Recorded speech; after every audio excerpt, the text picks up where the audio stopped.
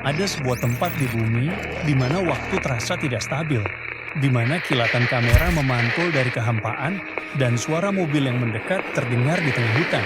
Bukan, ini bukan Hawkins dari Stranger Things atau Area 51.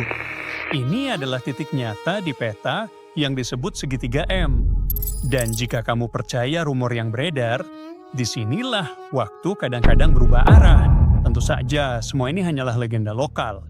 Cerita-cerita yang ditulis di surat kabar setempat, kisah-kisah dari masyarakat adat yang mempercayai semua ini. Mungkin ada sedikit kebenaran dalam cerita-cerita ini, tapi seperti halnya tempat misterius lainnya, kamu harus memutuskan sendiri mana yang benar dan mana yang tidak. Jadi, selamat datang di Desa Molepka. Desa ini tampak seperti desa biasa, rumah kayu, sapi, orang-orang yang rajin bekerja, patung pengunjung dari planet lain, alam yang indah dan, pengunjung dari planet lain. Oh ya, coba lihat betapa seram dan lucunya patung itu di saat yang bersamaan. Patung itu berdiri di sini bukan tanpa alasan. Desa ini seperti jadi penanda lokal. Tapi bagaimana semua ini bisa terjadi? Kapan semua ini dimulai? Nah, pada era nostalgia tahun 80-an, seorang ahli geologi sedang berburu dan tiba-tiba melihat sebuah bola bercahaya besar terbang di atas hutan. Saat dia mendekati tempat di mana bola itu terbang, dia melihat jejak kaki melingkar besar di salju. Seolah-olah ada piring raksasa yang pernah tergeletak di sana. Ahli geologi itu mengira itu adalah pesawat luar angkasa dari peradaban lain dan menceritakannya kepada penduduk setempat. Tapi mereka tidak terkejut. Mereka bilang melihat hal-hal aneh di tempat ini sudah biasa bagi mereka.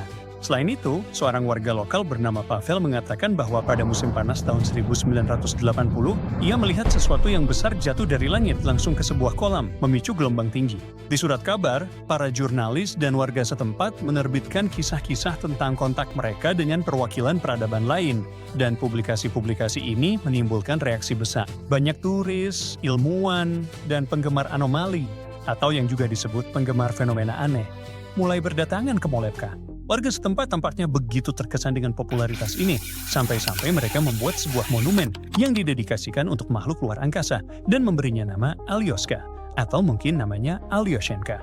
Siapa yang tahu? Dan tempat itu sendiri dinamai segitiga M, yang berarti segitiga anomali di Molepka. Puncak popularitas desa ini terjadi pada akhir tahun 80-an dan awal 90-an.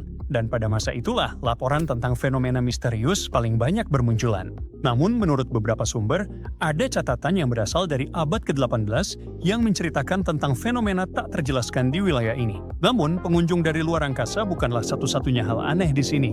Begitu kamu tiba di desa ini, kamu akan mendengar cerita tentang penyembuhan ajaib, halusinasi suara, siluet aneh di kegelapan, anomali waktu, Bigfoot, dan masih banyak lagi.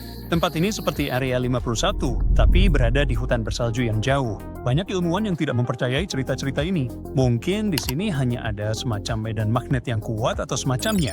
Tidak. Menurut para ilmuwan, medan magnet di wilayah ini sebenarnya cukup normal. Tapi ada banyak laporan bahwa orang-orang merasa jauh lebih baik saat mereka datang ke Molepka. Mereka menjadi lebih tenang, kecemasan mereka hilang, dan mereka merasa lebih berenergi. Orang-orang juga bilang ada medan kesehatan dengan kekuatan berbeda-beda di sekitar tempat ini.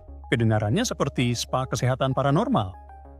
Tentu saja, penduduk lokal senang karena tanah mereka mendapat begitu banyak perhatian, karena ya ini membantu mereka mendapatkan uang. Mereka mengadakan tur ke tempat-tempat paling unik, dan mungkin juga menjual berbagai barang dan souvenir. Salah satu penduduk yang dijuluki Stalker memberikan tur ke lokasi-lokasi paranormal. Dia bilang dia pernah menemukan benda oranye aneh di langit pada tahun 1995 dekat desa itu. Pemilik toko kelontong suka bercerita tentang bagaimana dia sembuh dari penyakit serius berkat pohon pinus berusia 100 tahun.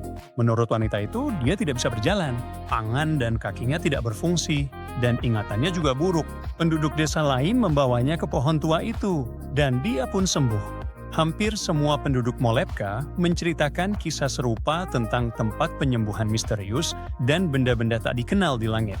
Nah, semakin banyak turis yang datang ke desa itu, semakin aneh pula cerita-ceritanya. Pada suatu titik, para saksi mata mulai bercerita tentang melihat sesuatu yang menyerupai Bigfoot. Ya, apa selanjutnya?